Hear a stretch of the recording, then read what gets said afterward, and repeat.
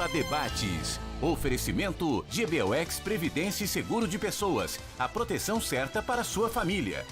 Unimed Porto Alegre. Cuidar de você. Esse é o plano.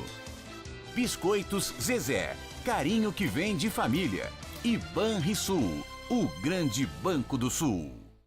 Em nome de Cremers, Vinhos do Mundo, Unicred, Instituto Oncológico Kaplan, Vivas Alt, da Admed Nifar, Aqualocos, GBUX, Unimed Porto Alegre, Banrisul Digital, Loserg, Sescop, Celulose Rio Grandense, meu caro ministro Turra, Gimo e FCDL do Rio Grande do Sul e Sesc Fecomércio, estamos iniciando mais este Pampa Debates aqui diretamente de Atlântida, Balneário de Xangri-Lá, junto ao Sesc, junto à nossa Saba, em mais um programa do nosso Veraneio 2018. Como sempre, um cast de estrelas aqui, estrelas de toda grandeza, temos estrelas esportivas, empresariais, cooperativista, temos políticos, temos liderança associativa, tem tudo. O Pampa Debates, assim, tem tudo. Vamos começar com o nosso Gilmar Veloz. O Gilmar é um cara do meu tempo, tem um deputado hoje, deputado federal, cuja irmã que ia fugir com um empresário, ficou esperando ele na esquina de casa. Naquela época fugia, o rapaz fugia com a moça, e ela pulou a janela às 5 da manhã, ficou com a malinha até às 9, ele não apareceu. Mas eu quero dizer isso porque o Gilmar não é de fugir pela janela, o Gilmar é um cara que depende das janelas, né, Gilmar? Prazer, Paulo Sérgio, prazer estar com vocês aqui, no teu programa mais uma vez, sendo convidado por ti. A última janela, tu negociaste quem? Janela FIFA, né? A FIFA foi Alexandre Pato, foi Luiz Adriano para a Rússia e outros jogadores. Pato para a China, Luiz Adriano para a Rússia. E depois foi mais jogadores normais, Sidney do Benfica para o Corunha. Mas o cara que te deixa mais tranquilo é o Tite, né? O Tite realmente está bem, foi um bom momento, ano passado foi bom, esperamos agora manter-se, se tiver para manter esse ano já está bom, até a Copa do Mundo. E nem Mânica faz um período de pré-temporada aqui no litoral, se preparando para Expo Direto, que vai ocorrer a partir do dia 5, na realidade, de março, né? Na realidade, a partir do dia 4 de março, com o troféu Brasil Expo Direto. Paulo Sérgio, primeiramente uma saudação a todos os colegas aqui da bancada, a você, pela oportunidade mais uma vez. E realmente fico muito feliz porque aqui nessa bancada nós temos aqui ministros, ex-ministros, deputados que já foram homenageados no Troféu Brasil Expo Direto e temos candidatos aqui que vão ser homenageados com certeza aí esse ano 2018 também. Então eu queria dar uma saudação muito carinhosa a todos vocês. Eu quero o Jefferson Firstenau, da nossa Sun Motors. Eu quero o teu sorriso brasileiro, como é que é? Depende. Não? Depende. Mas eu quero comparar. O sorriso é o mesmo. Eu quero comparar com o sorriso uruguaio. Não, o sorriso é o mesmo. O uruguaio e o brasileiro é o mesmo? A diferença é a tranquilidade de lá, é a calmaria e a incerteza que nós estamos vivendo aqui ainda. A segurança de lá? Tu pega nos dois aspectos, tá? Segurança, que lá tu pode sair de noite a pé, a hora que tu quiser e não tem problema nenhum. Tá? Este é um dos aspectos. Eles são mais tranquilos, eles não têm pressa nem para comprar o carro, nem para tirar o carro. É tudo despacito. Tá? E a diferença é que uma lei, quando ela vai ser mudada no Uruguai, agora, por exemplo, nós temos uma novidade no Uruguai, tu não pode mais comprar automóvel com dinheiro, tu tem que comprar só com cheque, letra de câmbio ou cartão de crédito. Só que já foi anunciado agora para entrar em vigência a partir do dia 1º de julho, ou seja, tu tem 6 meses para te adaptar ao que vai acontecer. E aqui, diferente, como é que tu não pode mais comprar? Tu não vai mais poder comprar um automóvel com dinheiro, com efetivo, tu tem que comprar com uma letra de câmbio, cheque ou cartão de crédito. Bens acima de $8 mil, tá? Tu não vai mais poder comprar nem imóvel, nem automóvel. Aí a diferença, aqui no Brasil, nós começamos o ano, nós não temos, terminou o Inovar Alto, nós não temos o Rota 2030 ainda aprovado, depende da aprovação da reforma da Previdência, pelo menos está guardado na pasta, então eu não tenho planejamento para o Brasil. Para lá eu consigo fazer um planejamento para 6 meses. Aqui a gente trabalha loto no escuro. Essas são as idiosincrasias do Brasil. mas nós temos aqui um ministro adequado. Eu não sei nem o que eu estou fazendo nessa mesa, porque assim, é tanta gente importante Ministro-chefe da Secretaria-Geral de Governo, um homem que está no 4º andar do Palácio do Planalto. Está acima do presidente, inclusive, do Palácio do Planalto. Ministro, deputado Carlos Marum, prazer. Bom, meu abraço, agradeço ao convite para mais uma vez participar dessa seleta mesa de debates, e eu não discordo de nada do que disse. E até quando você colocou essa lei uruguaia que proíbe a aquisição de bens acima de um determinado valor em espécie, é uma sugestão que eu considerei até bastante pertinente. Né? Realmente, bens de elevado valor não tem por que serem transacionados em dinheiro vivo. Vou até levar para frente essa ideia, porque a considerei bastante pertinente. No mais, quanto à insegurança que se vive no Brasil hoje, tanto em termos de segurança pública, quanto em segurança jurídica e quanto segurança econômica, ela é típica de um governo de reformas, onde ainda existe muita coisa a ser feita. Meu caro, e ministro, sempre ministro, né? O Francisco Turra hoje é presidente da ABPA, Associação Brasileira de Proteína Animal, mas o nosso eterno ministro aí. Muito obrigado. Prazer tê-lo aqui conosco. Estou aqui também feliz, não imaginava ano passado, com safra boa, esse ano acho que está andando bem também, que a gente tivesse tanta turbulência, carne fraca, dificuldade imensa, mercados caindo, mas graças a Deus chegamos hoje, 74 mercados suspenderam, hoje temos apenas 3 africanos, que representam 0,2% das exportações brasileiras. Recuperamos, andamos, melhorou, e a minha torcida agora é olhando para o Mânica para ver se a safra continua inteira e boa. Essa é tudo, porque estabiliza preço e permite que a gente avance. Jerônimo Guergue, deputado federal, Rio Grande do Sul, prazer tê-lo aqui. Ele agora finalmente definiu pelo seu voto a favor da Previdência, a favor da sociedade brasileira, e eu acho isso importante, viu? Eu acho, sabe, que essa análise da Previdência, e o Marum é amigo, eu nunca misturo a questão das posições políticas dele, que em muitas não são as mesmas, né? Mas a gente tem um diálogo, somos inclusive da Frente Parlamentar da Indústria de Equipamentos, trabalhamos muito junto. Esse debate da Previdência, eu tenho uma clareza muito grande. Não dá para aceitar a demagogia de alguns colegas que ficam dizendo que vão votar contra por votar contra, né? E, aliás, eles são contra ou a favor e têm o direito da aposentadoria parlamentar garantido. Eu abri mão da minha aposentadoria, eu pago INSS para poder fazer esse debate, porque eu votar uma coisa que mexe na vida do cidadão, tanto com a minha garantida, eu acho errado. Começa por aí. Depois, hoje o problema, meu querido Marum, de aprovar a reforma, ela é um problema porque o governo, para permanecer, o presidente da República, para ficar no poder, ele queimou a gordura política, que não era tanta assim, né? Não era tanta assim, porque é o perfil do governo, é um governo de transição, e a dificuldade hoje, o Marum sabe bem, é muito mais contar com os votos de quem votou contra as denúncias do que propriamente de pessoas como eu que votaram a favor do prosseguimento. E é importante também dizer que o projeto original, ministro Nardes, não era um projeto bom. Era um projeto de aumento de arrecadação para cobrir o rombo, e agora quando chega um projeto bom, que ataca realmente os privilégios, a sociedade não consegue compreender, né? E entramos num ano de eleição. Eu vejo com franqueza, eu não sou problema nenhum para isso, o Marum sabe disso, o ministro Marum, você sabe, a gente tem que avançar nesse tema, mas vejo muita dificuldade, infelizmente, para ultrapassar ou para chegar aí um número de votos suficiente para essa reforma. Então, a minha posição é muito clara, não tenho dúvida nenhuma. A questão das denúncias com relação ao Temer era uma questão ética, né? Eu não concordava com aquilo, porque eu próprio passei por um episódio que eu não tive problema nenhum. Vamos lá, investiga, vira... Mas te fez sofrer uma barbaridade, nós acompanhamos. Eu não teria porquê... E os teus amigos sofrendo contigo. Claro, e agora é uma questão de Estado, né? Essa questão da reforma da Previdência não precisa de mais emenda, não precisa de nada, né? Aquilo que for bom para o Brasil vai, obviamente, continuar contando comigo, porque aquilo que é a questão do Estado eu sempre votei. Da esperança, ou da governança à esperança. Esse é o último livro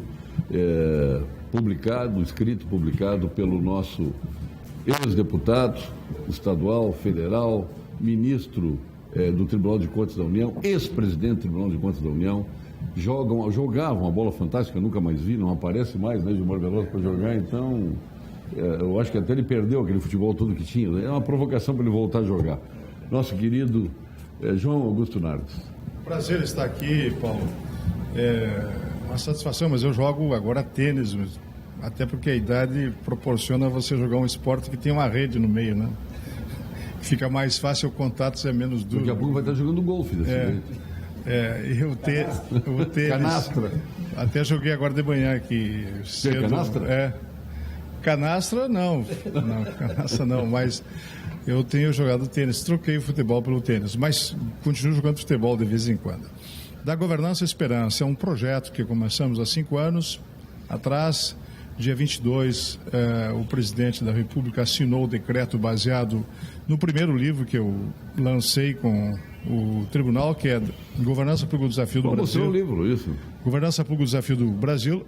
Esse é o segundo, da Governança Esperança, aonde já está o decreto presidencial em que propõe que todo executivo trabalhe com as ferramentas que nós estamos propondo, que não é somente o ministro Augusto Nardes, que eu consegui convencer o Tribunal de Contas da União de que a gente tem que fazer um trabalho preventivo, a busca da eficiência, da economicidade, e evitar os riscos. Há pouco, o ministro Turra falava do agronegócio, né? Quanto que nós perdemos com a história da carne fraca. Leite compensado aqui. Com a questão da delação da JBS. Não foi pouca coisa, não. Foram bilhões. Eu diria que em alguns erros que nós cometemos nos últimos 3 anos, nós chegamos a 1,5 trilhão de perdas. É só analisar em relação ao PIB. Quem sabe, o PIB é próximo de 6 trilhões. Nós perdemos 7,4% do crescimento do PIB, que cresceu para baixo. Aí já passa com facilidade, em 2 anos, 3 anos, a 600 bilhões. Aí vai somando as delações e os erros cometidos, nós chegamos a 1,5 trilhão de erros. É inaceitável que possa ter tanta incompetência no Brasil, porque não tem ferramentas. Então, eu resolvi mudar o foco do tribunal, não deixar de fazer a avaliação da lei da conformidade, mas atacar a questão das ferramentas fundamentais da administração pública, tornar o Estado competente. Esse livro aqui, sem falsa modéstia, quem quiser ser presidente da República tem que ler esse livro, porque eu mostro o que aconteceu nos últimos 3 anos no Brasil, todos os erros cometidos, e trago um projeto para a nação que o presidente aceitou. Conversei com a presidente anterior também sobre o tema, entreguei o primeiro livro para ela, ou seja, não interessa quem for o presidente, eu estou lá como ministro do TCU para servir a nação. E este livro... Fala o homem aí que a gente fala não, que derrubou a Dilma, foi o Congresso, foi ela mesmo. Eu acho que 3 vertentes. Primeiro foi o ponta de lança da derrubada, que foi o João Augusto Nardes.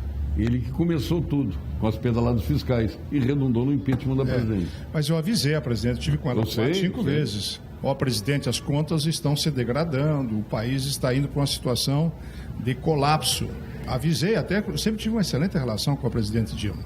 Eu não sei se foi decorrente do processo de estresse que ela acabou não tomando as decisões na hora adequada. Deu as costas para o Congresso Nacional também. Ela cometeu uma série de erros. E a perda da liderança dela junto com o Congresso Nacional, não fez os votos necessários.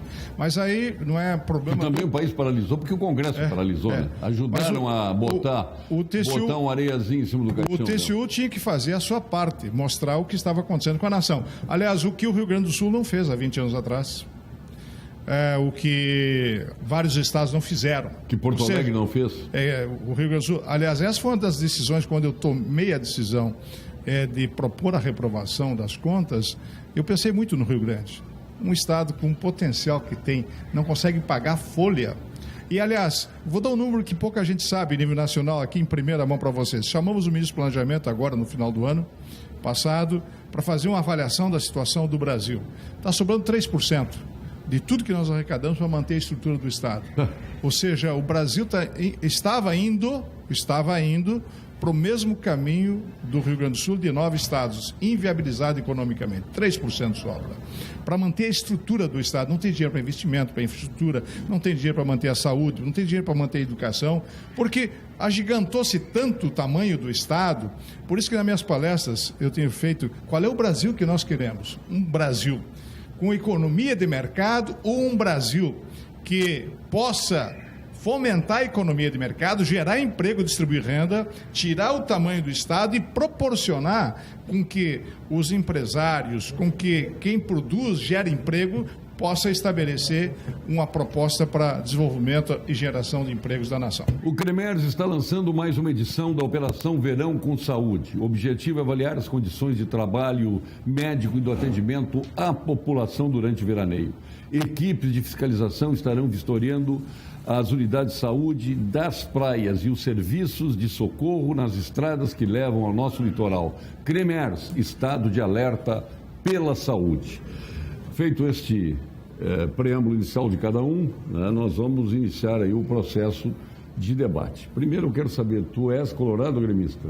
Sou colorado. Porque ontem no programa, com exceção do Paulo Sérgio, que é neutro, né, todos eram gremistas aqui, tu és colorado, então já começou gremista. Sou gremista que nem você, Paulo Sérgio.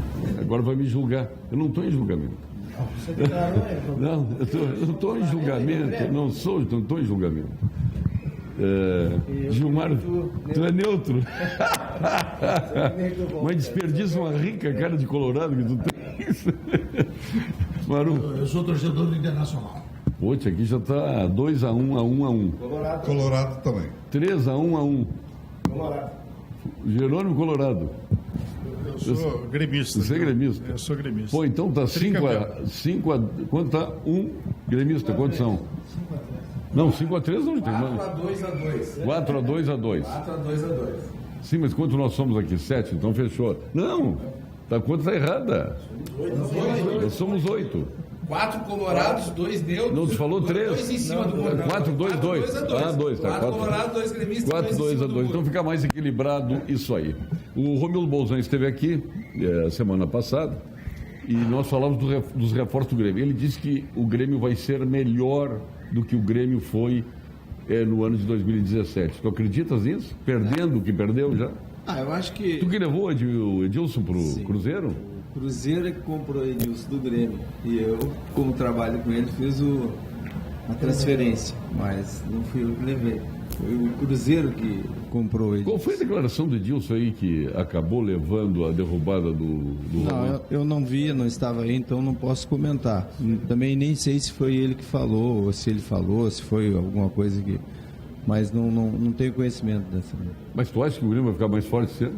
Eu acho que sim, eu acho que o presidente tem crédito para isso. Eu acho que o presidente Romildo tem crédito. E eu acho que tem tudo, está fazendo uma boa equipe e é assim mesmo. Os clubes do Brasil, eles precisam vender para fechar os seus orçamentos, fechar os seus números, e eu acho que o Grêmio está no caminho certo. E o Inter? Boas contratações. O Inter também fez contratações pontuais e acredito que o Inter vai fazer um campeonato equilibrado de meio de tabela, acredito, no brasileiro. Só que futebol não dá para falar antes. Daqui a pouco o Inter vai lá e surpreende. Quem acreditava no Grêmio? E surpreende positivamente. Mas eu acho que o Inter vai fazer um bom trabalho. Eles estão fazendo um esforço muito grande. Pegaram o Inter numa situação financeira muito ruim, como o Grêmio no passado, quando o presidente Romildo entrou e teve que fazer aquela... Olha, tem um limite de salário, não podemos gastar. E hoje o Grêmio é o que é, graças à administração responsável do presidente. FIFA, tu és um agente de FIFA. Por que o Arthur hoje tem mais mercado? Primeiro pela idade, primeiro pelo estilo europeu. Eu não sei se eu respondo o que eu vou perguntar, mas eu gostaria de ouvir de ti. Ele tem mais valor no mercado internacional que o Luan? É que o Arthur realmente faz 6 meses que surgiu e surgiu muito bem. E está realmente diferente. O Luan não é que não tem um valor. É que tem menos que o Arthur. Não, mas tem que ser comprado. Tu fechou o Luan com a Rússia e ele recusou ir porque achou que vinha proposta do Real Madrid, do Barcelona. O jogador às vezes ele tem, ele pensa diferente, porque antigamente você ia para a China, ninguém mais via, você vai jogar na Rússia. Hoje mudou, todo mundo vê futebol em qualquer lugar do mundo. Sabe o que está acontecendo, se está jogando bem, quantos jogos fez, se tem lesão. Fora do campo também é importante hoje, os clubes sabem, têm informação. Eu acredito que o Luan realmente vai ter que fazer um pouco mais Sim, mas foi o melhor jogador da América, foi o melhor jogador do Grêmio, foi o melhor escolhido, o melhor jogador da América, mas vai ter um pouco de dificuldade ainda. Pode ver que não se firmou na seleção brasileira, não estou dizendo com isso que ele não vai jogar na seleção brasileira, mas sim, eu acho que ele precisa... Pensam que tu falando é o Tite falando. Né? Então, quer dizer, eu estou dizendo em função de que eu acho que ele tem que crescer um pouco mais intensivamente, tem que ter um pouco mais de resultado dentro do campo. E o Arthur está fazendo a sua parte muito bem feita. Eu acredito que nessa janela o Arthur pode ser que não seja vendido, mas em julho eu acredito que ele vai ter algumas propostas de clubes grandes da Europa, em função, se continuar mantendo o futebol que manteve nos últimos 6 jogos do Grêmio. Gilmar, eu vou te explorar.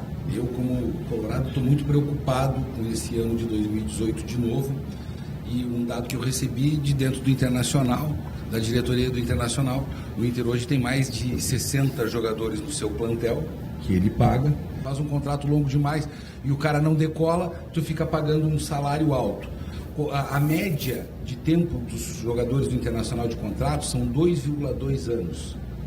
Ou seja, o Internacional se recuperar financeiramente, ele leva 2 anos com este plantel, porque ele vai ter que carregar este plantel pagando por 2 anos. Sim. E com 60, 70 jogadores já consagrados, ou que já tiveram o seu momento, ou já tiveram o seu ápice, tu não abre espaço para novos jogadores. E como é que um clube se sustenta se tu não abre espaço para lançar um Arthur ou um Luan da vida? Então, eu vejo o Internacional com muita preocupação para esse ano. Jogo para ti, que é o conhecedor do ramo. Não, é o que eu comentei. O Marcelo, o presidente, e os parceiros lá, vice-presidente de futebol, toda a sua equipe está trabalhando com dificuldade financeira. Por quê? Chegam 60 jogadores, retornam com esses 2 anos de contrato, e aí a conta, o passivo é o mesmo, só aumenta. Então, o que fez o Inter?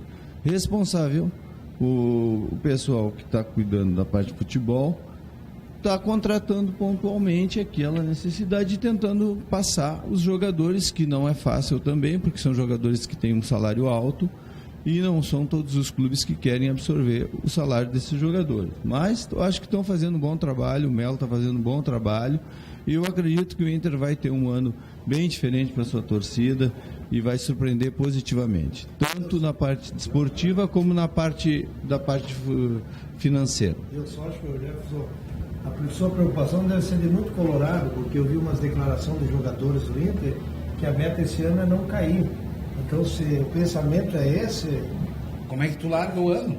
Como é que tu larga o ano? Bem, Paulo, aqui o programa era para ter também político. Não, mas tem segmento, né? Eu conheci o Gilmar, embora todos possam debater tudo. Naquilo que tu possa falar, onde é que foi o grande problema que levou o Inter para a segunda onda? Político? Foi o vestiário? Não, é o erro, né? Todos eu acho problemas que tu possa imaginar. Eu erro de definição de plantel, eu erro de definição de treinador, troca muito de treinadores, não ter convicção de um, às vezes você também não tem convicção e começa a inventar, e aí acontece o que aconteceu. E aí o Inter realmente, ele é que foi responsável, as pessoas que comandavam o Inter, não tem outro jeito, não pode fugir dessa responsabilidade, entendeu? E aí não pode, time grande, não começa a entrar naquela fase ali de cair. Os dois aqui caíram, sabe que é difícil, não é fácil. Saindo da cachaça do futebol, nós vamos para os vinhos e espumantes. Este mundo maravilhoso dos vinhos e espumantes. Para todas as estações você encontra na Vinhos do Mundo, eleita a melhor loja de vinhos de Porto Alegre em 2017. Lá você encontra os melhores vinhos e espumantes brasileiros produzidos aqui e em todo o mundo. São mais de 1000 rótulos para você escolher. Conheça as lojas da Cristóvão Colombo, 1493, da Lípio César, 203, e da Getúlio Vargas, onde Jerônimo compra seus vinhos, 1135. Agora vamos tirar do foco futebol para o foco política, para o foco previdência, que aí envolve a pública e a privada, e as duas, no fim, acabam tirante aquelas de empresas privadas, a dos funcionários públicos espalhados por todo o Brasil, acabam somados à previdência que advém do INSS, representam um bolo só e um prejuízo enorme. para o Estado. Como é que está a tua situação? A última vez disseste, ministro Carlos Marum, que precisava de 40 votos. Precisava até a semana passada 39, porque houve adesão do deputado Jerônimo Guerin. Agora quantos faltam? Não, nós não estamos com uma... Qual é o balanço? O balanço é o mesmo. O balanço é o mesmo. Continua precisando de 39? O que existe de diferente nesse momento, até porque nós vamos fazer uma contagem na última semana para recebermos, na última semana de janeiro, para recebermos os parlamentares em 1º de fevereiro, a partir de fevereiro, aí sim, com essa contagem, com essa tendência de voto estabelecida. O que está mudando e positivamente é o posicionamento da sociedade. E isso tem resultado no aumento do nosso otimismo, que hoje já se transforma quase em certeza na possibilidade concreta de aprovarmos uma reforma na Previdência, uma modernização da nossa Previdência. Hoje, há 3 meses atrás, há 60 dias, você não via aqueles setores lúcidos da sociedade que sabem que a reforma é necessária se manifestando. Nós éramos recebidos por gente batendo bomba no aeroporto, gente fora golpista, gente isso e aquilo, mas não havia manifestação desses setores lúcidos. Hoje ela acontece. O parlamentar chegou na sua base e, ao contrário de ser recebido com uma unanimidade, com a voz unânime contra a reforma, ao contrário, está sendo recebido com muitas manifestações, e eu repito, daqueles setores mais lúcidos da nossa sociedade, pró-reforma. Isso é que está sendo o fator positivo e faz com que nós tenhamos hoje uma convicção muito grande de que podemos aprovar essa modernização da nossa Previdência, tornando-a mais justa e menos desigual. Bem, Paulo, eu tenho certeza que todo mundo hoje quer um Brasil diferente. O ministro Nardes colocou, bem que fez, lançar uma obra. Ninguém mais aceita um Brasil com péssima gestão, sem condições de efetivamente gastar o que pode e não gastar além do que pode. Pois aqui no Brasil aprovar uma mudança é muito complicado, acho que mais do que nos outros países. Veja, por exemplo, a lei de biossegurança. Foi incrível. Transgênico, semente da morte. Era a frase do falecido e até querido amigo Adão Preto. Quando nós entramos e passamos lá para o Aldo Rabelo, um comunista, para a relatoria e o trabalho, nós tivemos o gesto mais inteligente, aconteceu a lei de biossegurança. Eu pergunto, se não houvesse no Brasil lei de biossegurança, onde nós estaríamos? O Brasil tem o dobro da produtividade americana e o triplo da média mundial. Mudou o agronegócio. Hoje o agro eu tenho aí a última pesquisa da Plant, dizendo que 91% dos brasileiros, 91%, pesquisa que está sendo lançada agora, cidadão urbano admite que o agro é a grande vocação do Brasil para sair de qualquer crise. E uma vez como era? Uma vez, se você quisesse dar um desaforo além para uma pessoa, é dizer, você é um colono. Não é isso, Mânica? É isso aí. E hoje nós estamos vendo um setor de sucesso e tudo. Então, lei de biossegurança, o Código Florestal, passamos por dificuldade, o Brasil sofre para provar as coisas boas. Mas o que nós deveríamos, Marum, fazer é olhar Portugal. Portugal rifavam as aposentadorias. O que fizeram? Abriram mãos de privilégios. E mudaram. Hoje Portugal é um destino para milhares de brasileiros que estão morando lá. Cortaram durante 8 anos 50% do salário dos funcionários públicos. Exatamente. Então, essas diferenças... Olha aqui, vou te contar assim, vocês querem a revolução no Brasil? Façam isso no Brasil. Os corporativistas vão se unir como nunca. Corporativismo é uma coisa criminosa. É uma loucura, isso não pode acontecer. Vai liquidar o país. Mas viu, Turra, eles tiveram que cortar porque não tinham condições de pagar. E, de certa forma, o que está acontecendo com o Rio Grande do Sul. Ou seja, nesse livro que eu publiquei agora, dia 22, eu faço uma projeção, fiz estudo comparativo com 4 países. Hungria, Polônia, Portugal e Grécia e o Brasil. E aí fiz os números, os comparativos. Está fazendo comparativo com países que estão... Mais ou menos com o desenvolvimento brasileiro. Com o desenvolvimento brasileiro. Bem, hoje a pirâmide, dá para mostrar aqui? A pirâmide é mais ou menos essa aqui, ó. 2010. 2060 vai ser isso, ou seja, em formato de jarro. Aquela é uma pirâmide, a primeira que eu mostrei. Aqui vai ser em formato de jarro, ou seja, nós não teremos condições de manter as aposentadorias no Brasil, nem de pagar a previdência para todos os brasileiros. Vou dar um número para vocês. Hoje, dos estados, municípios e União. Os estados, municípios e União, os fundos estão com um déficit de 2,8 trilhões para o futuro pagamento das previdências. 2,8 trilhões. A União, 1,2 trilhões, são 4 trilhões, para pagar daqui a 20 anos. Então, hoje são 10 pessoas que pagam, aliás, 8 pessoas que pagam para 1. 8, digamos aqui, nós somos 8, pagamos para o câmera ali, que está... o problema é que daqui a alguns anos, em 2040, daqui a 23 anos, 22 anos, já estamos em 2018, vai ser 4 para 1, 4 contribuindo para 1. 2060, que eu mostrei o gráfico que vira jarro, que antes era uma pirâmide, vai ser 2 para 1.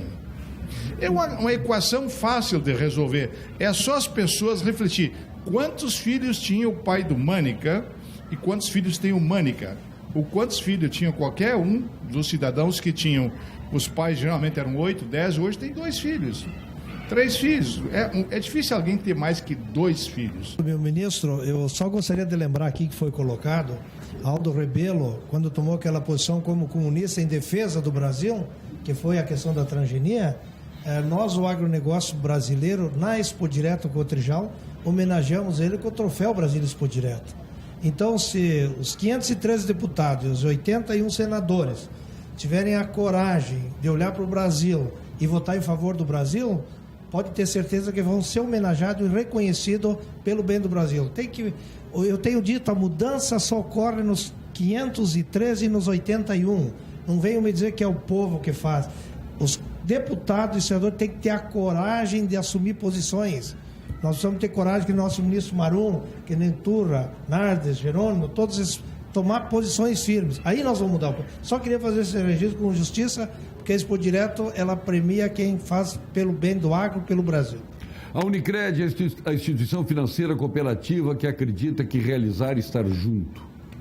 Realizar é estar junto. Nem todos estão juntos, né?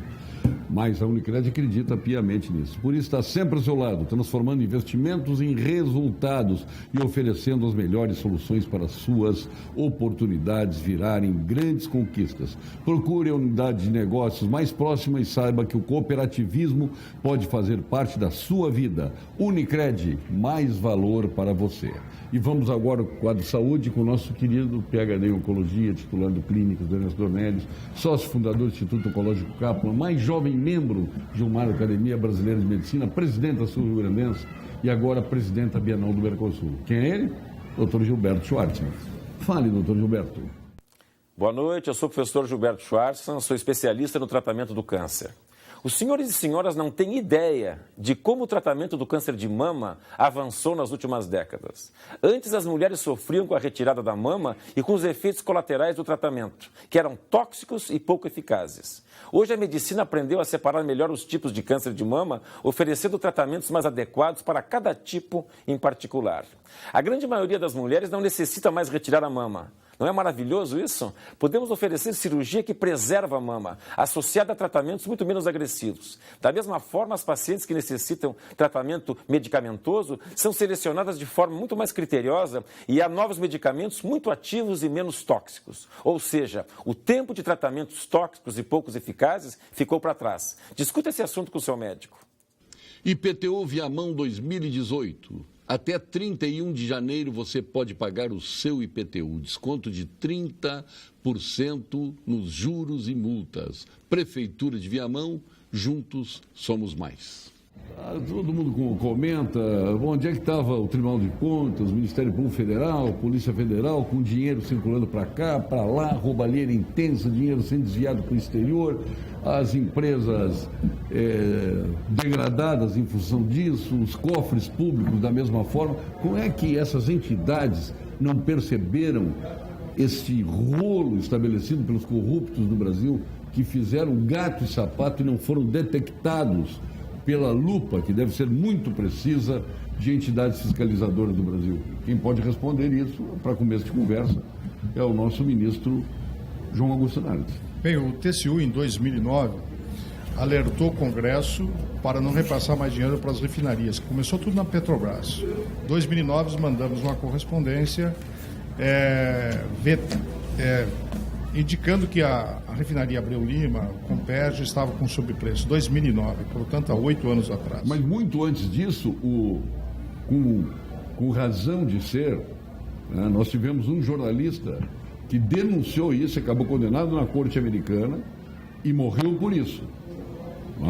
Então o TCU foi... Não foi isso? Foi decisão... Lá no governo Fernando Henrique Cardoso. Então não é de hoje que a Petrobras vinha sendo solapada. A decisão do TCU foi em 2009.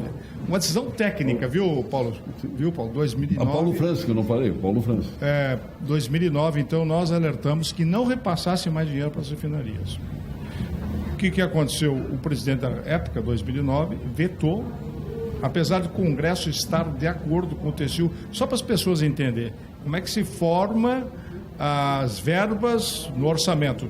Nós temos auditorias que se chama Fiscobras, que fiscaliza as obras mais importantes, detecta o subpreço, e nós detectamos um subpreço na refinaria Abreu Lima, que hoje está mais de 100 bilhões o custo dela, de 1,4 bi. Olha, isso aqui não dá para mandar mais dinheiro porque a obra está superfaturada.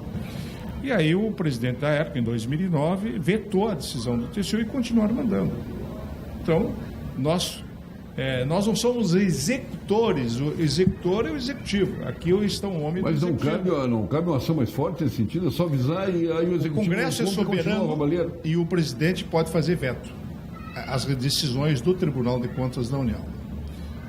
Não é isso, Barulho? Verdade. Nós um órgão, inclusive, a princípio vinculado ao Poder Legislativo.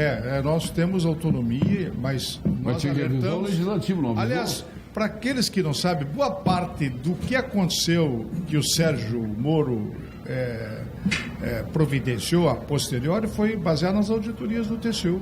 Nós passamos para a Polícia Federal e para o Sérgio Moro e para a polícia, que foi investigar. Aí que surgiu a Operação Lava Jato das auditorias do TCU. Pouca gente sabe.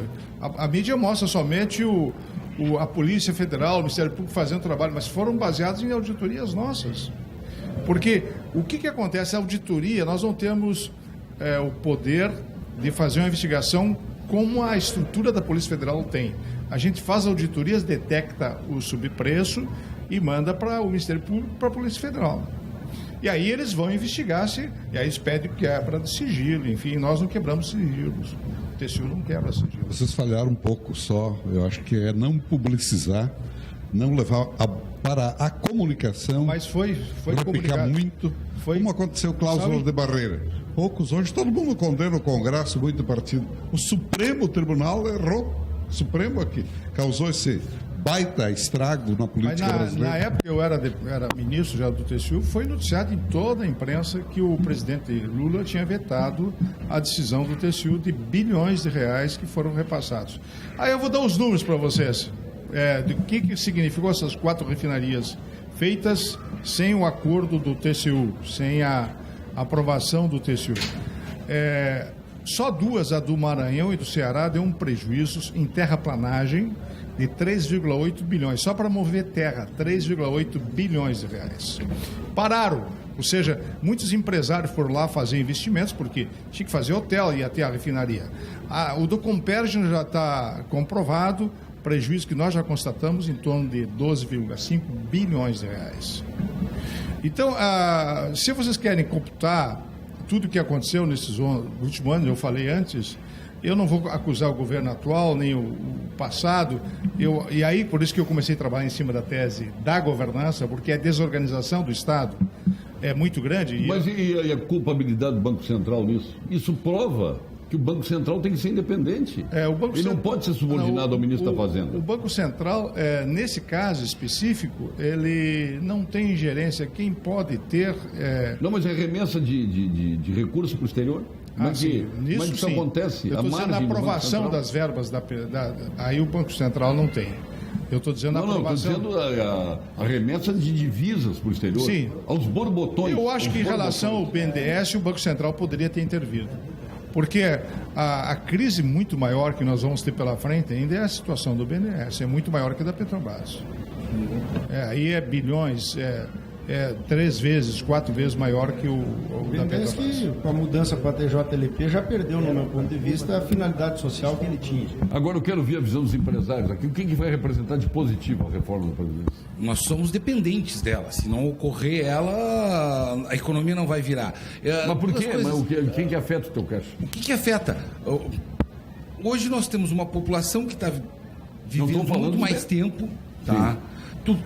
Nós dependemos do Estado. Se o Estado não abrir hoje... A trabalhista foi maravilhosa, foi importante. Ajudou muito, é maravilhosa, já começou a movimentar, isso mexe direto no nosso caso. Agora, hoje, eu tenho um rapaz que se aposentou com 51 anos de idade. Um gerente de primeira, trabalhou 14 anos comigo, e no momento que ele conseguiu se aposentar com 51 anos de idade, tá, eu tive que tirar ele da empresa porque ele perdeu a vontade de trabalhar. Uma pessoa que teria mais 14 anos para trabalhar junto comigo com toda a eficiência.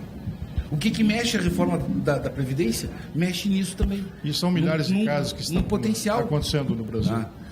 Os policiais, claro que os policiais têm uma periculosidade. 497 coronéis aposentados no Rio Grande do Sul e 26 nativos. Tem a pessoa que se aposenta com 48 anos. Agora nós temos que pensar em duas coisas. 48 anos, 50 anos. É uma situação dramática, né? A questão da Previdência. Eu diria que, respondendo a pergunta do Paulo Sérgio, que o que daria a reforma da Previdência uma coisa que atrairia os investidores novamente para o país. Não somente internamente, como externos. Porque o país não está tendo investimento, porque o custo do Brasil é muito alto. Então, voltaria a palavra confiança a preponderar na cabeça de quem tem que tomar decisão, que é o pequeno investidor, o médio, o grande investidor. Olha, o Brasil... Porque o que nós temos que ver é a questão da competitividade da nação brasileira com outras nações.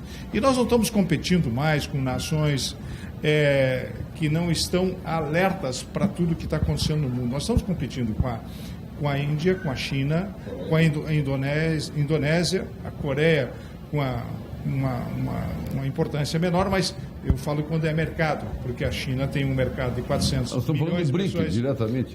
A Índia tem já hoje em torno de 500 milhões de pessoas, tanto a Índia como a China estão próximos de classe média, igual ao Brasil. Nós temos 140, 150 classe média. Então, números macros 140 de nação... o quê? 140 milhões. Classe média. 140 milhões de brasileiros? Classe média. Mas nem pintar de ouro tem 140 milhões. É o que se fala, não tem um dado preciso. O Brasil preciso. tem 30 milhões de miseráveis.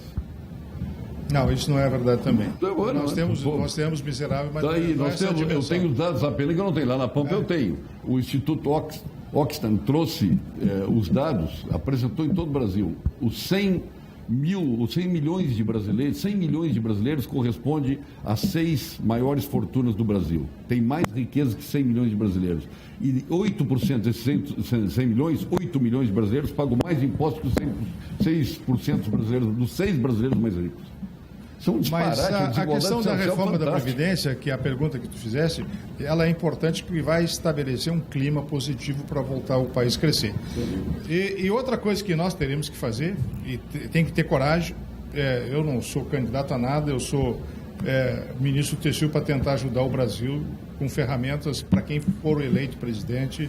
Estou tentando criar, fiquei muito feliz agora que o decreto foi feito via executivo, agora... Então, o projeto-lei, estava falando aqui para o Jerônimo e acho que o Marum, se aprovar esse projeto-lei no Congresso, aí passa a valer para o Ministério Público, avaliação de risco, passa a valer para o Judiciário, avaliação de risco. Tem que ter avaliação de risco nas decisões. O Gilmar estava falando do que aconteceu com o Internacional. Foi, uma certa forma, um cochilo na governança em relação à análise que ele acabou de fazer. Não foi feita uma boa análise. Como não existe boas decisões porque não existe avaliação de risco nas instituições públicas ou privadas e quebram ou perdem uma posição. E isso nós temos que implantar em toda a nação. Ou seja, governança é uma metodologia que a gente começou a fazer. Esse é o primeiro livro publicado sobre o tema, porque ninguém se preocupa que o Estado tem que ser eficiente, eficaz, que a saúde tem que funcionar, que tem que ter economicidade, que não pode se gastar o dinheiro das UPAs de forma errada, que são as creches, não pode começar creches e deixar tudo abandonado, ou as estradas que começam e não terminam. São milhares de obras. Nós jogamos dinheiro na sarjeta o tempo todo. Então é isso que eu quero dedicar minha vida os próximos 5 anos só para trabalhar em cima da melhoria da governança. E estou feliz porque agora saiu o decreto baseado, está o projeto de lei no Congresso, para a gente implantar nos municípios e nos estados. Eu estive aqui em Xangri-Lá na quarta-feira, na terça-feira eu fiz uma palestra para todos os prefeitos da região sobre governança. Aonde eu tenho andado, eu tenho feito. E agora vamos implantar pouco a pouco no Estado brasileiro isso. É um trabalho de 5 anos, mas se nós não organizar, sabe, eu finalizo para dar oportunidade. Nós estamos projetando já planejamento estratégico para 2 anos, 4 e 12 anos, em cada município, em cada estado e na União. Essa é a minha grande conversa que eu tenho tido com a equipe do... Reforma trabalhista, reforma previdenciária, enquanto nós não começarmos a mexer na educação e muito forte, e falasse das creches hoje, nós temos uma instituição onde minha empresa financia ou banca com 71 crianças e é uma dificuldade tu conseguir colocar o que é meritocracia. Tu faz, por exemplo, uma apresentação que as crianças, qual é o melhor trabalho? Ah, não, mas tu vai dar um prêmio? Não, se tu vai dar um prêmio, tu tem que dar para todo mundo. Então nós temos que começar a mudar a cultura. Tá? Hoje, quem trabalha mais, ele não pode mais ser destacado, não pode receber mais. Porque nós instituímos isso culturalmente também. Sim, porque todo mundo pede... É a igualdade para tudo. Igualdade. Então, eu implantei no seu amigo. Vamos ver o antes. Não, eu acho que a reforma da Previdência, ela tem que ser feita. Ela é obrigada. O povo precisa disso em função do que o ministro colocou. Senão, aqueles 4 países que estão na situação que estão, Grécia, todas que foi colocado aqui na mesa. Eu acho que é uma necessidade que só tem que ser bem colocado. Porque, na realidade, o que está acontecendo é que as pessoas não têm a informação correta. Parece que a reforma vai acabar com tudo. E não é verdade, eu acho. Pelo que eu escutei aqui, hoje eu tive uma aula de uma coisa que realmente tem que ser colocada para a rua. Assim como esse desperdício da verba pública de jogada fora. Eu acho que isso tem que ser bem colocado e tem que ser publicitado. Depois do ponto final, eu quero começar até com o ministro Turra, porque nós tínhamos que ter falado aqui sobre a questão séria do problema da carne no Brasil. Tem um colega nosso, né, Milton Machado, tá aí, que se queixa que o Nelore está acabando com a carne gaúcha aqui, com Angus, criado aqui no Rio Grande do Sul, e nós temos também a questão dos Estados Unidos. Perdemos um mercado consumidor importante, que demoramos a conquistar, mas vamos levar esse ponto final, onde o senhor vai começar a falar. Ponto final com FCDL e Gimo. Ponto final. Oferecimento Produtos Gimo. Qualidade comprovada. FCDL apresenta Que Comércio, o maior e mais completo programa de qualificação e gestão de empresas. Ministro e presidente da BPA, Francisco Turra, as duas questões, questão do Nelore versus asiático versus a carne europeia e também mercado americano. Bem, na verdade, eu acho que nós tivemos aí um ensinamento também. Eu acho que quem é global não pode errar. E o Brasil cometeu alguns equívocos, está corrigindo, tanto bovinos, aves, suínos, ok? E, no geral, todo cuidado, profissionalismo. Mas alguém que no meio cometa um erro, um crime e ofereça um produto que não chega à mesa do consumidor na melhor condição de qualidade, compromete tudo. Nós estamos passando agora um momento decisivo. A União Europeia está mandando aqui, nesses próximos dias, uma missão que é decisivo, o mundo árabe idem, onde nós exportamos 1/3 de tudo que exportamos. Então é um momento que a gente tem que mostrar o que somos. Para a União Europeia? União Europeia. E a União Europeia. Os 2/3 restantes. A União Europeia importa 1 bilhão e 200 milhões de dólares. Eu já levava ao ministro Marum antes aqui uma preocupação. Rússia fechou, assim, entre aspas, o mercado para carne suína. 40% do que nós exportamos é para a Rússia. E do que dependemos? De um telefonema. Porque está tudo bem, eles fizeram aí uma marolazinha, porque o Brasil, que é um país fechadíssimo, se negou a dizer, eu quero importar trigo, eu importo do mundo inteiro, por que não deles também? Peixe. O Brasil tem que é uma via de mão dupla, não pode ser um país fechado, senão nós vamos para o vinagre mesmo. Mas estou confiante, estamos superando, vamos melhorar. E esses 20 dias decisivos, a União Europeia e o mundo árabe que estão aqui para dizer e validar. Estamos cuidando. Estive agora com um importador de flores dos Estados Unidos, ele compra flores da Colômbia, da Venezuela, onde estiver, especialmente da Holanda, e do Brasil não consegue. Questão de transporte, de seguro, é um horror para exportar flores do Brasil para os Estados Unidos, é um problema. Seu ponto final, deputado Jerônimo Gergen. Eu somaria tudo isso, essas expectativas que foram faladas de reformas e outros temas, com a expectativa desse ano, o ano da eleição. Eu considero que toda essa crise econômica, ela pode ser resolvida muito com a eleição do novo presidente. E é uma das minhas grandes preocupações, porque os nomes que eu vejo por aí me assustam todos, né? Eu espero que nessa volta a gente consiga... Todos. Eu não tenho nenhuma preferência pelos nomes que estão aí. E o nosso ministro da Agricultura, se assusta, o Blair Maggi? Mas ele não é candidato. Ué, não é? Não é candidato. O Adão está sendo noticiado aí que é candidato. Não houve essa construção. Não, está sendo noticiado bastante. Falando daquilo que é mais real, porque faltam 6 ou 7 meses para a eleição. E eu espero que nós, agora na volta, Marlon, a gente consiga construir esse cenário, que eu penso que o Brasil não é de ponta esquerda nem ponta direita, é um país que precisa de alguém mais centrado para poder conduzir toda essa reconstrução que é necessária. Ministro Nardes. Bem, eu não acredito em nenhum candidato sem uma proposta clara de projeto de curto, de médio e longo prazo. Ou seja, pelo que eu estou vendo aí, os candidatos, todos eles estão muito mais com personalismo e que com projetos para a nação. Por isso que eu tenho me debatido muito... populismo também. Eu tenho me debatido muito em ter propostas claras. Isso aqui é um projeto para a nação, de implantar uma forma de governar. Ou seja, tu tem que ter planejamento estratégico, tem que ter avaliação de risco. Vamos comparar com a família. Os pais preparam os filhos para ser engenheiro, ou o rapaz se prepara, ou a menina se prepara para ser médica. É um longo caminho. E o Brasil, os candidatos chegam com propostas totalmente estapafúrdias, em cima de frases feitas, começam a se destacar e não tem uma proposta clara para a nação. Aí começa a governar, o que acontece? Ele não montou a equipe adequada, toma as decisões atrasadas, os 4 anos vão passar, não foca os pilares da nação, que é infraestrutura, que é educação, saúde, o que é a questão da segurança. Eu cito 4 temas, né, que são importantes, não tem pilares, porque ficam falando de forma genérica, ou seja, não tem planejamento adequado.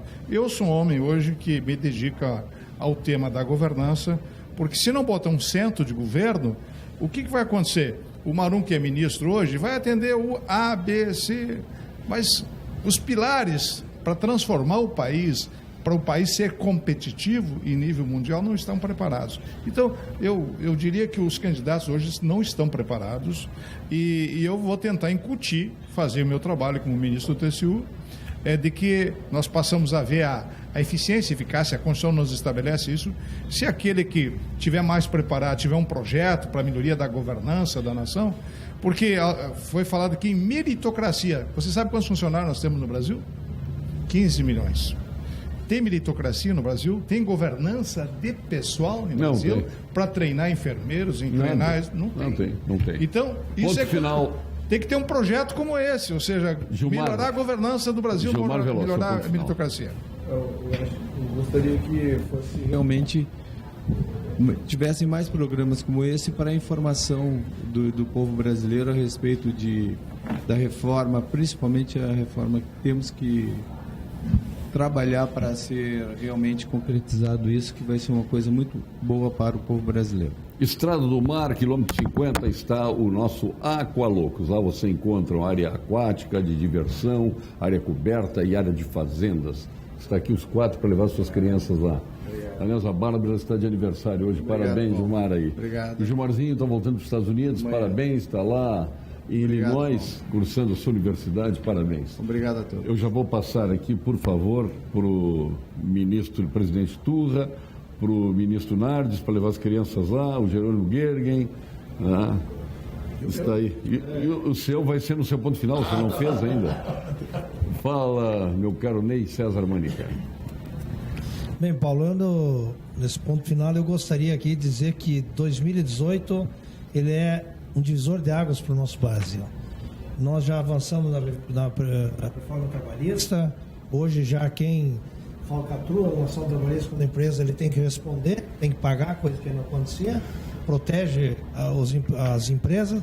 Nós precisamos avançar na Previdência, é decisivo, nós temos um ano de eleições, então nós, o povo brasileiro, precisamos ter a coragem de tirar aquelas pessoas que não são dignas, que não têm uma história ou que não têm um projeto para a nação e fazermos realmente uma mudança muito grande.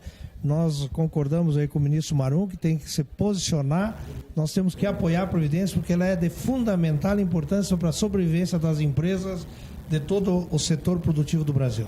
Quilômetro 50 da Estrada do Mar, você encontra o nosso Aqualocos. Está aí para te levar os teus netos, já são 8, né, em César Mânica? 4. Ah, 4? Ah, bom. As ações do Ney estão reduzidas 10% no mercado, 10%. O primeiro neto reduz, vai o segundo, terceiro e o quarto. Eu quero Jefferson Firstenau. Reformas e mudanças já.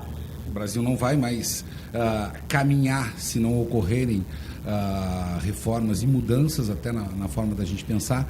E com esta mesa, que a gente consiga pensar num país, com esta mesa recheada de autoridades, de gênios da política, tá? É verdade. Que a gente consiga pensar um Brasil daqui 20 anos. Ultimamente, a gente só pensa no Brasil em 2 anos. Um para se eleger, 2 para te exercer alguma mudança e o 4º ano é de novo eleição para se reeleger. Tá. E ainda tem tá. Então vamos tentar pensar o Brasil daqui 20 anos e nós que não somos políticos, que não estamos vivendo isso, nos falta informação. O Gilmar está colocando muito bem, nos falta informação e nós também temos que participar. A população, nós deixamos todas as coisas acontecer.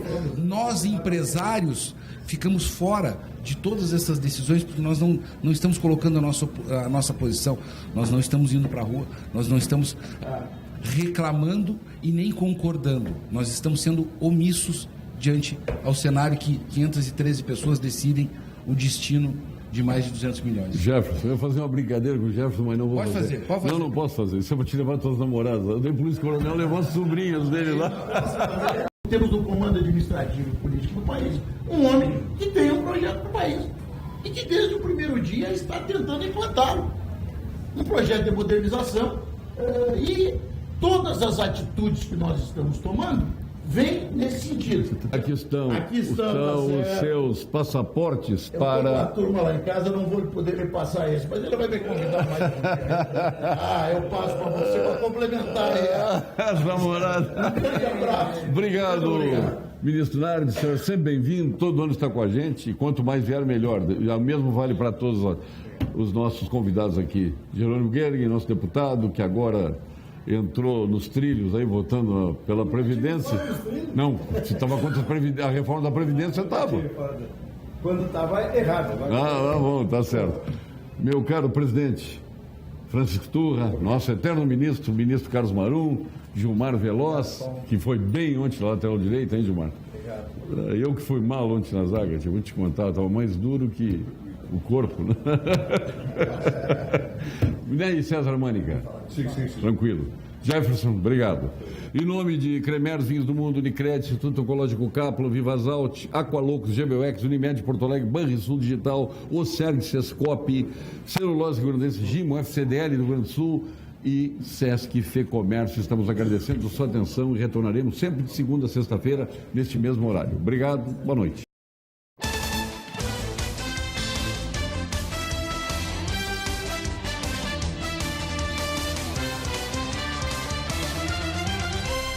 Debates. Oferecimento GBOX Previdência e Seguro de Pessoas. A proteção certa para a sua família.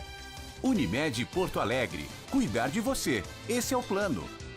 Biscoitos Zezé. Carinho que vem de família. E Banrisul. O grande banco do Sul.